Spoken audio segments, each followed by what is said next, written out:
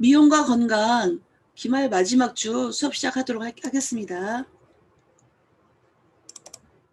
우리가 건강에 대해서 한번 생각을 좀 해볼까 해요. 이번 학기 동안 미용과 건강, 그래서 가장 큰 대주제를 힐링이라고 정했는데, 현대인들은 굉장히 스트레스가 많죠. 스트레스가 많고 또 자기 건강이 무너지고 있는 거를 조금 간과하는 경향이 있어요. 일도 많고 생활이 또 이렇게 뭔가 짜여져 있고 힘들다 보니까 내 건강만 생각하고 있지를 못하고, 어떻게 보면 좀 일에 치이고 관계에 치이고 좀 그렇게 힘든 경향들이 있죠. 그래서 건강이란 게 도대체 무엇인가? 나의 건강하고 안녕한 상태가 무엇인가? 우리나라 인사말에 만나기만 하면 우리 뭐라 그래요? 안녕하세요. 안녕? 이렇게 얘기를 하죠. 안녕하다라는 말, 평안하다는 말, 나의 건강이 일정하게 유지되고 있는 상태, 그런 걸 이제 안녕이라고 할 수 있죠. 그래서 우리가 이제 그렇다면 우리 피부 전문가들은 어떻게, 앞으로는 피부 미용사라는 말도 이제 합당한데, 약선명가에서 요즘에 이제 말하고 있는 게 뭐냐면 피부 전문가라고 이야기를 하자, 이런 말을 하더라고요. 여러분 어떻게 생각하세요? 나는 그 말에 이제 의견에 좀 동조를 했어요. 그래서 내년에 우리 에스테티션 반, 굉장히 발음도 어렵죠. 우리들끼리도 발음하기가 상당히 어려워요. 그래서 이 일을 해주시는 학교에서 관계자분들도 보통 피부 미용 이러면 좀 알아들을 수 있는데, 에스테티션 이렇게 말하면 발음도 어려워요. 그쵸? 그래서 그렇게 어려운 말들, 우리끼리만 아는 말들 말고, 에스테틱이라든가 에스테티션 이 말이 다 불어에서 온 말이거든요. 이렇게 조금 쉽게 접근할 수 없는 말 말고 그냥 한 번에 딱 알아들을 수 있는 말. 그렇지, 물론 피부 미용사 하면 알아들을 수 있죠. 그런데 그거보다는 우리가 그 분야의 전문가이기 때문에, 헤어 쪽은 헤어 스타일리스트, 뭐 헤어 디자이너 이런 말을 하잖아요. 메이크업 아티스트, 네일리스트. 근데 네일리스트란 말도 상당히 어렵게 접근될 수 있는 말이고 흔하게 듣는 말은 아니에요. 그쵸? 보통 네일아트 그렇게 말을 하죠. 그래서 이제 어떤 용어에 그 정체성을 다 담기 때문에 피부 미용사의 정체성을 담아서 피부 전문가라고 말을 하자, 그렇게 이제 주창을 하더라고요. 근데 이제 산업체에서 그 말을 하고 산업체에서 그걸 먼저 퍼뜨리겠다, 그 통용하겠다, 이런 말에 좀 좋다고 생각이 들었어요. 그래서 우리는 내년에는 피부 전문가 과정 또는 피부 전문가 반 이렇게 쓰려고 그래요. 피부 전문가 역량이라고 이번에 우리 역량 기반에서도 여러분들을 의미 부여를 했거든요. 왜 이렇게 뭐 단어 하나가 중요하고 그럴까? 생각해 보면은 그 말 한마디에 쉽게 접근할 수 있고 모든 뜻이 담겨 있는 그 한마디 그 용어에 우리의 정체성, 우리가 김춘수 시인의 유명한 꽃이라는 시가 있죠. 내가 너의 이름을 불러주었을 때 그는 나에게 와서 꽃이 되었다. 그쵸? 그러니까 그만큼 이름을 불러주었을 때 그 이름에 맞는 역할이 생기고 어떤 자격이 부여된다는 그런 관점에서 본다면 피부 전문가라는 말은 굉장히 합당하다 생각이 들어요. 더 좋은 말을 떠올릴 수 있으면 더 좋겠지만, 그쵸? 뭐 스킨 스페셜리스트, 뭐 스키니스트 말이 좀 그렇잖아요. 피부 전문가 딱 좋은 것 같아요. 그래서 이제 우리는 앞으로 피부 전문가라는 호칭을 쓸 거예요.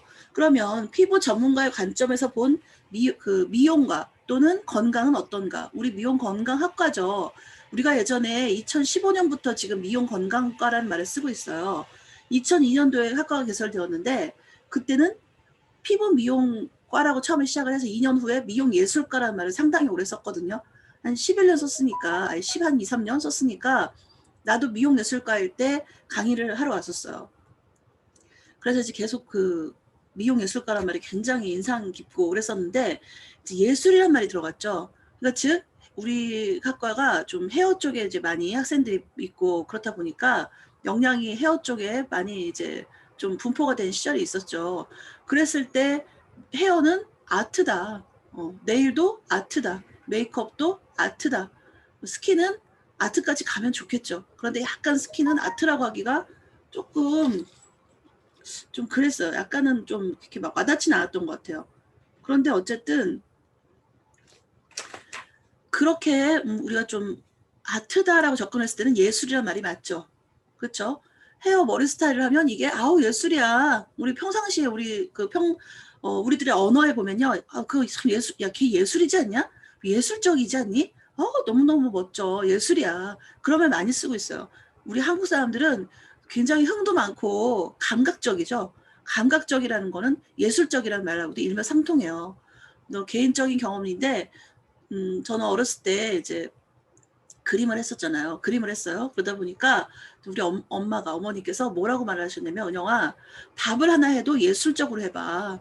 밥을 하나 해도 아주 예술이야라는 말이 나오도록, 감탄이 나오도록 해봐. 근데 이제 요즘에 이제 시정에 맞춰서 뭔가 말을 바꾼다면 요즘은 프로페셔널하게, 그쵸? 아까 말했던 전문가스럽게 아주 그 분야에서 프로답게 해봐. 그렇게 얘기를 하는 게 많죠. 그쵸? 그래서 이제 요즘에는 예술 또는 프로페셔널 이 말이 이제 공용된다고 얘기를 할 수 있을 것 같아요. 여러분 그런 말 많이 쓰지 않나요? 또는 여러분의 요즘 그런 단어, 화두는 뭘까요? 요즘 여러분들은 무슨 말을 많이 쓰나요? 응? 그런 것도 좀 알려주면 좋을 것 같은데. 내가 생각했을 때는 그런 말들 많이 쓰거든요. 여러분도 어떤 단어를 많이 쓰고 있나요? 어떤 일을 할 때 대충대충 하는 사람이 있겠죠. 그런 사람들 실력이 있다고 생각하나요? 대충대충 하거나 그냥 급급한 사람, 따라가기 급급한 사람. 지금 이거를 내가 완벽하게 하지 못하기 때문에 남이 하는 거 막 귀동냥하랴, 어깨 너머로 열심히 살펴보랴, 정신이 없죠. 근데 그런 사람들은 프로라고 할 수가 없죠.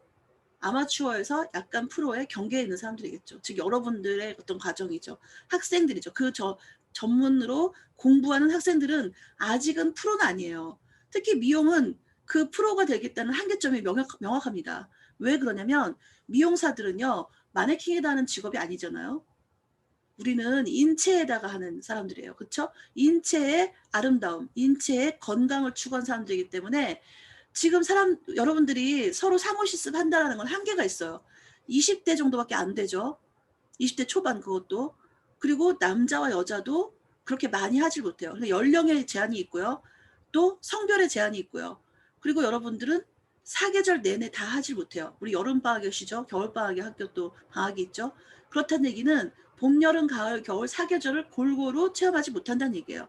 인체는 이 사계절에 민감하게 변화하고 또 그에 맞춰서 자기 어떤 여러 가지 건강 상태라든지 어떤 그런 상황, 시츄에이션 이런 것들이 변하는데 우리가 그거에 따라서 적합하게 관리하지를 못하고 있다는 얘기죠. 그렇기 때문에 우리는 아직 완성형이 될 수가 없죠. 현장에 나가서 직접적으로 사람들한테 부딪히고 그 사람들에게 직접 해보지 않는 한 우리가 아직은 프로라고 할 수가 없어요. 이 손에 익어야 되고 기술이라는 건 시간이 쌓여야 돼요. 그렇죠? 많은 그 대상에게 해봐야 돼요. 많은 경험치가 있어야 돼요. 그게 프로가 되는 과정이기 때문에 그렇다고 우리가 아마추어는 또 아니에요. 왜냐면 그만큼 우리는 공부를 하고 준비를 하기 때문에 그 중간 과정이고 결국 산업체에 나감으로써 그게 완성이 된다고 할 수 있을 것 같아요. 자, 그래서 오늘은 우리 피부 전문가 과정에서 피부 전문가 입장에서 보는 건강이 무엇인지 조금은 이해를 하고 넘어가도록 할게요. 자, 지금 나도 줌으로 수업을 하고 영상 수업을 하다 보니까 많이 느끼는 건데요. 목이 완전히 거북목이 돼버렸어요. 여기가 되게 두툼하게 돼 있고 어깨가 앞으로 말려 들어가 있어요. 가만히 있어도 지금 여기가 이렇게 거의 지금 이렇게 직선이 이렇게 돼야 되는데 안쪽으로 굉장히 말려 들어와 있어요. 왜냐면 지금 이쪽 오른쪽 어깨 회전 근개 파열이라고 그러는데 이쪽이 힘줄이 지금 약해져 있거든요. 90% 정도 파열돼서 지금 수술하라고 그러는데 아무튼 여기가 이렇게 되다 보니까 이쪽에 그리고 이제 어깨 쪽 이쪽이 보면은 흉쇄 유돌근 이쪽 그쵸? 근육이 굉장히 짧게 되어 있고 목이 앞으로 나와 있어요. 이쪽이 굉장히 단축이 되어 있다 보니까 어깨가 앞으로 말려요. 그리고 허리에 힘이 없어요. 허리에 힘이 없다 보니까 허리도 약간 앞으로 밀려 나오고 목도 이렇게 앞으로 밀려 나오고 그러다 보니까 옆에서 보면은 S자가 이렇게 형성이 돼야 되는데 완전히 앞으로 나오고 허리는 일자가 되고 엉망진창이 되어 있어요. 그래서 자세가 이쁘지가 않고 목이 굉장히 짝달막하고 목이 완전히 여기 어깨 밑에 이렇게 박힌 것 같은 내가 진짜 나를 보고 놀래요, 여러분. 여러분도 한번 비디오 오픈해가지고 자기 자세가 이 화면에서 어떻게 나오는지 한번 보면요. 여러분 그걸 알 수가 있어요. 내가 수업 시간에 물론 여러분들 많이 이렇게 또 얘기도 해주고 어떤 상태인가 이렇게 좀 만져도 주고 했을 거 1, 2학년 내내. 그쵸? 1학년 때는 뭐 피해 다녔죠. 지금 1학년들도 깍깍 소리 지르고 아프다고 난리예요. 그만큼 공부를 했든 안 했든 우리가 고등학교까지 우리나라에서 초중고까지 나오면서 굉장히 의자 생활을 긴 시간 하죠. 장시간 하죠. 그러다 보니까 자세가 늘 뭔가 위축되고 꺾이고 그런 것들을 발견할 수가 있어요. 자, 그럼 지금 여러분 자세가 어떤가요? 이 사람 어때요? 허리가 이러면 안 되죠. 응? 이렇게 S자가 돼야 되는데 완전히 굽었어요. 그쵸? 목이 완전히 쏠려 있고요. 이게 뭐냐면 지금 컴퓨터 같은 거 하는 자세겠죠? 자, 이런 식으로 돼 있다니. 나도 이래요. 여기가 불룩 솟아 있어요. 그쵸? 아, 미안해요. 자꾸 이렇게 띠링띠링 소리가 나서 너무 참 곤란하네요. 자, 이렇게 이 사람 지금 앉아있는 자세 어떤가요? 이렇게 앉아있으면 안 되죠. 지금 뭐라고 지적하고 싶어요? 허리를 쭉 세워주세요. 어? 턱을 당겨주세요. 앞으로. 이렇게 턱을 당겨야 되는데 자꾸 내가 화면 보니까요. 이렇게 하고 얘기를 하고 있더라고요. 자꾸 이렇게 턱을 빼고 있어요. 왜냐면 여기가 이렇게 되어 있다 보니까 턱이 이렇게 나와 있는 게 편하거든요. 그래서 자꾸만 자기 자세를 망가뜨리고 있는 거예요. 앉아있을 때 뒤에 지금 등받이가 없죠. 등받이가 있는 의자에 앉아도 이런 식으로 앉아있기가 쉬운데 여기 이 사람은 그렇죠. 등받이가 있죠. 그런데도 약간은 숙여져 있잖아요. 자, 그래서 지금 바른 자세를 한번 해볼게요. 지금 여러분이 휴대폰을 사용해서 지금 줌을 듣는지 PC를 보고 있는지는 잘 모르겠어요. 그런데 한번 보면요. 자, 다리는 가지런히 발바닥이 지면에 완전히 닿아야 된다. 즉 다리를 꼬고 앉거나 그래서는 안 된다는 얘기겠죠. 팔꿈치 각도는 자판에 90도 정도 이렇게 딱 되고 있다는 얘기죠. 그리고 모니터를 보는 시선은 20도 정도 아래로 봐야 한다는 얘기예요. 모니터가 너무 밝지 않다. 어깨가 이완된, 이제 이걸 한번 해보니까 내가 해봤어요. 그랬더니 왜 이렇게 자세가 굽었을까? 속상하죠. 그쵸? 그래서 이렇게 한번 해봤더니 허리에 굉장히 힘을 안 주고 있더라고요. 허리를 조금 전 자세처럼 이렇게 꺾어 놓잖아요. 그러면 편한 것 같아요. 좀 뭔가 이렇게 힘이 분산되는 것 같아요. 하지만 자세는 엉망진창이 되는 거예요. 허리에 약간은 힘을 주고 뒤로 등받이가 있는 의자에 앉아서 등받이 뒤로 좀 민다라는 생각을 하고 있잖아요. 그럼 허리가 이렇게 좀 펴지면요. 어깨가 자연적으로 힘이 안 들어가요. 어디 앉을 때 이거 한번 생각해봐요. 그리고 턱을 약간 당긴다고 생각해. 턱을 들고 있으니까요. 저번에 우리 그 캡스톤 디자인 영상 찍었잖아요. 나 어제 그 영상 보고 충격받았어요. 내 얼굴이 여기가요. 이렇게 좀 삐뚤어지고 왜냐면 자세가 틀어지잖아요. 그럼 여기 고관절부터 틀어지죠. 골반 틀어지죠. 어깨가 그럼 틀어져요. 어깨가 한쪽이 낮고 한쪽이 솟고 이렇게 돼 있어요. 그냥 얼굴 전체 균형이 틀어져요. 나 지금 틀어졌더라고. 입이 삐뚤어진 것 같아요. 나 자신을 보면서 참 놀랐어요. 이쁘고 안 이쁘고는 다음 문제고요. 사람이 반듯하다라는 게 굉장히 중요하잖아요. 반듯한 인상을 준다라는 거 엄청 그렇다면 그 사람이 신뢰를 줄 수 있고 안정감을 줄 수 있다는 얘기잖아요. 어떤 사람이 이렇게 비뚤어진 사람이 좋겠어요? 그렇죠? 근데 내가 지금 이제 이렇게 내밀고 그러니까 턱도 씹을 때도요. 양쪽 이 하악이 발달하는 이거를 좀 바로 잡기 위해서 골고루 씹자고 하잖아요. 오른쪽으로 씹었으면 왼쪽으로 씹고 밥을 먹을 때도 양쪽 사용해서 골고루 씹자고 말을 하는데 턱을 약간 당겨주셔야 돼요. 그래서 특히 우리가 어떤 자세를 계속 1시간, 2시간 뭘 하다 보면은요. 이 생각을 안 하고 흐트러지거든요. 그래서 이제 가만히 어깨는요. 정말 나 왜 이렇게 어깨에 힘주고 살았지? 그런 생각 들어요, 여러분. 우리가 어깨들도 아닌데 말이에요. 어깨에 힘주고 살았더라고요. 그 이유는 허리에 힘을 안 주기 때문이에요. 허리를 뒤로 밀면서 좀 이렇게 딱 허리에 뭔가 바른 정자세의 어떤 그런 기분을 주면요. 어깨는요. 자연히 힘이 빠지더라고요. 근데 이렇게 막 웅크리고 이렇게 하는 거예요. 이게 나중에 미용사로서 자세도 마찬가지예요. 헤어 쪽에서는 그 굉장히 헤어 분야 사람들의 직업병이 뭐예요? 거북목이에요. 이렇게 드라이를 하거나 커트를 하거나 시술을 할 때 계속 고개를 숙이고 있죠. 의자가 낮죠. 시술자가 가슴 쪽에 위치하라고 머리가 얘기를 하지만 사실 좀 낮아요. 그리고 키가 물론 이제 자기 키가 또 차이가 있기 때문에 신발 같은 것도 적당한 높이를 신어주고 필요하겠지만, 그리고 피부 같은 경우는 베드 옆에 베드에 사람을 눕혀놓고 서서 동작들을 하기 때문에 이 서서 하는 동작에서 굉장히 자세가 중요하다고 굉장히 많이 강조를 했어요. 그쵸? 그래서 우리 피부 미용사의 바른 자세가 우리 지금 실습실에 뒤에 붙어 있죠. 이 자세 굉장히 중요하죠. 왜냐면 어깨에 받는 힘, 손목에 받는 힘, 손가락에 받는 힘, 여기에 따라서 우리가 직업병이 올 수 있기 때문이죠. 오래 일을 하냐 못하냐, 또는 힘들게 일을 하냐, 조금은 그래도 안전하고 편안하게 일을 하냐, 이거는 자세에서 오기 때문이에요. 헤어도 마찬가지고 네일도 마찬가지예요. 네일 아트도 계속 의자에 앉아서, 그러니까 이 허리 붙이는 거 굉장히 해야겠죠. 이거 모니터 보는 것보다 더 각도가 낮죠. 그렇죠. 약간은 각도를 20도 정도만 낮출 수 있도록, 이 옆에서 이게 90도면은 90도에서 20도면 굉장히 조금만 숙이는 거죠. 이렇게 숙이는 게 아니죠. 조금만 숙이는 거죠. 20도.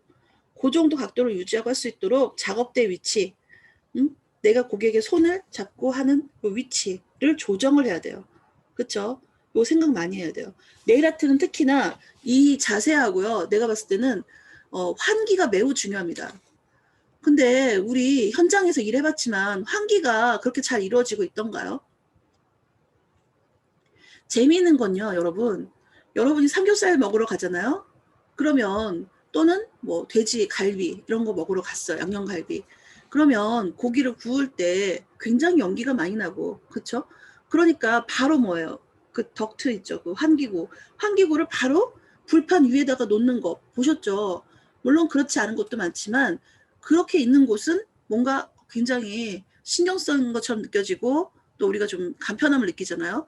그런데 네일아트 샵 한번 떠올려 보세요. 덕트가 그렇게 바로 앞에 있나요? 뭐 그렇게까지 할 수는 없겠지만, 그렇다면 전체 시설에, 샵의 전체 시설에 환기 시설이 엄청 잘 돼 있어야 되는데, 인테리어는 신경 쓰지만 환기에 그렇게까지 신경을 쓰냐 이거죠. 헤어는요, 사실 헤어도 굉장히 제품들이 다 화학 물질이잖아요. 굉장히 거기서 나오는 향, 그런 게 굉장히 강할 수 있어요. 그렇기 때문에 그 환기를 자주 시켜야 된다는 게 그 법적으로도 정해져 있어요. 우리 미용은 굉장히 자세, 환기, 그렇지 않으면 암 유발이 굉장히 심해요. 미용사들 중에서 암의 발생률 조사해보면 상당하다고 난 알고 있거든요. 그래서 이게 어떤 직업이든 직업병은 있죠. 그쵸? 어떤 직업이든 인체가 계속해서 어떤 일을 작업을 하고 있을 때는 직업병이 발생할 확률이 높아요. 근데 우리 스스로가 예방하거나 조정해야겠죠. 그리고 알고 있어야겠죠.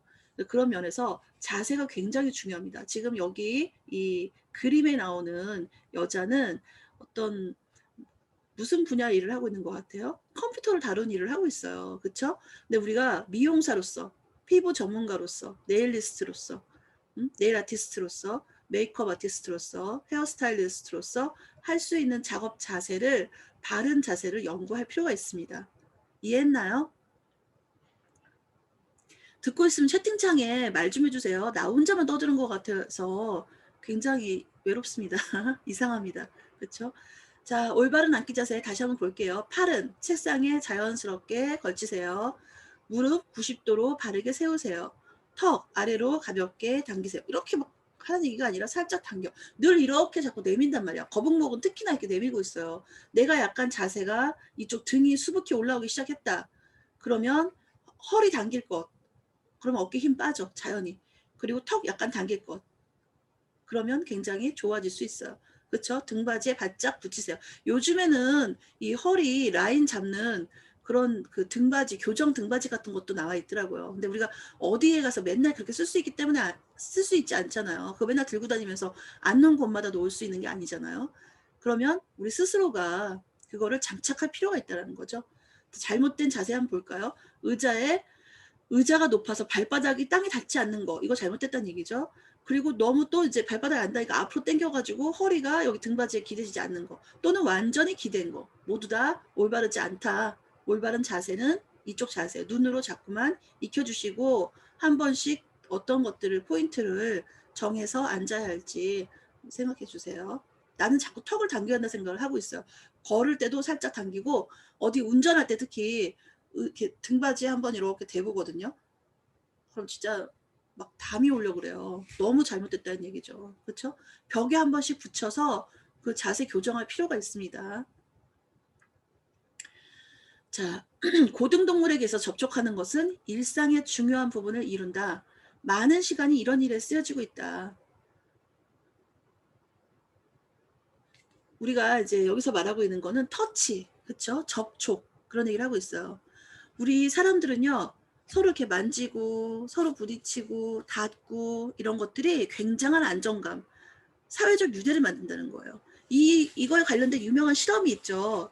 그 새끼 원숭이한테 먹이를 주는데요. 먹이를 주는 거를 쇠로 어미 그 원숭이 모양으로 그 철사 같은 걸로 만들었어요. 그리고 한쪽은 그 배식구죠. 먹이 배식구. 그게 철사로만 만들어진 거에서 먹이가 톡톡톡 나오고 한쪽은 천을 씌워놨어요. 천을 씌워놓고 이제 먹이를 주는데 원숭이가 어디를 가느냐 이걸 본 거예요. 그랬더니 어디를 갈 것 같아요? 천으로 씌워져 있는 거는 먹이가 많이 나오지 않고 이 철사로 되어 있는 건 먹이가 잘 나와요. 근데 새끼 원숭이는 그 천으로 쌓여져 있는 따뜻한 거기 가서 막 부비고 좋아했다는 거예요. 동물이든 사람이든 우리는 굉장히 따뜻한 터치, 따뜻한 어떤 접촉 이런 거에 더 좋아하고 예민하다는 그런 실험이거든요. 여기서 알 수 있죠. 그래서 인간은 이렇게 지금 비대면으로 우리가 어쩔 수 없이 바이러스 때문에 비대면 수업을 하고 있습니다만 만나서 눈 마주치면서 서로 교감하고 아유 그랬니? 잘 있었니? 어깨 한번 두들겨주고 토닥토닥 그쵸? 또 이렇게 손도 한 번씩 잡아주고 이런 것들 굉장히 중요하다는 얘기죠. 인간은 외롭게 살 수가 없는 존재고 단절돼서 살 수가 없는 그런 존재이기 때문이에요. 근데 참 우리가 지금 2020년도에 우리가 좀 전 세계적으로 다들 안쓰럽죠. 그렇죠? 막 글로벌화돼서 세계가 하나인 양 서로 여행도 많이 다니고 뭐 다른 나라 사람들도 만나고 국제적인 어떤 교류도 많고 지금 올림픽도 연기가 됐으니까요. 4년만에 한 번씩 개최되는 올림픽을 통해서 세계가 뭔가 평화를 이루고 화합을 이루고 그런 활동들을 했었는데 그런 것들이 지금 거의 다 스탑이고 지금 3단계가 되냐 안 되냐 이러고 있으니 참 속상하고 기도가 필요합니다. 그렇죠? 자, 미용 시장에 가장 큰 우리가 블루오션이라고 말을 하죠. 요즘 현재는요. 미용에서 블루오션이라고 하기가 조금 그래요. 이제 미용이 결국 블루오션이 있나 싶을 만큼 어떤 레드오션이 반대 개념이거든요. 포화 상태. 블루오션은 뭔가 이제 그 시장은 굉장히 시장성이 있고 또 틈새 시장은 또 다른 말이긴 하죠. 그렇게 표현을 했는데 우리 미용 시장에서 그래도 3대 블루오션이라고 표현하던 것들이 있어요. 이 시장은 된다. 이 시장은 굉장히 수요가 풍부하다. 이 시장에 뛰어들어서 창업을 하거나 제품 개발을 하면 그래도 굉장히 시장성이 있다라고 말하던 시장이 있었어요. 나오죠? 뭐뭐뭐예요? 네, 요 뒤에 그림은 지금 포르투갈의 화가인데요. 이 화가가 참 재밌는 게요. 이 지금 누구예요? 이 무용수죠? 발레리나죠. 근데 굉장히 비만이죠. 그렇죠? 이 포르투갈 화가는 현대인의 미의식을 한번 꼬집은 거예요. 현대는 너무 마르고 바짝 마르고 너무 이렇게 막 다이어트만 하고 그런 어떤 주인공들 그런 사람들을 아름답다고 기준을 하는데 그게 아닐 수 있다. 그래서 굉장히 이 사람은 이렇게 뭔가 이제 미적으로 요즘 미를 한번 틀어서 해석하는 그런 그림들을 그려서 유명한 화가예요. 그래서 이제 일부러 여기다 사진을 그림을 넣었는데요. 자, 미용의 3대 시장 지금 다 나왔죠. 방금 말했어요. 한 가지만 좀 말 안 했는데 뭐예요? 일단 비만, 다이어트 시장이 블루오션이다. 또 하나 탈모, 그쵸? 특히 우리나라에서의 탈모 시장은 굉장하죠.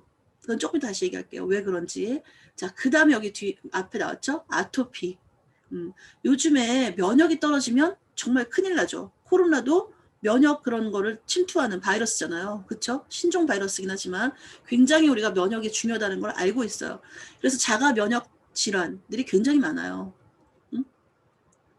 뭐 좀 안 들어갔을 루푸스부터 시작해서 뭐 비염, 뭐 알러지, 아토피 다 면역 질환이에요. 그렇죠? 그 면역이 체계가 낮아졌다는 건 전반적인 밸런스가 깨졌다는 얘기고 건강하지 않은 상태죠.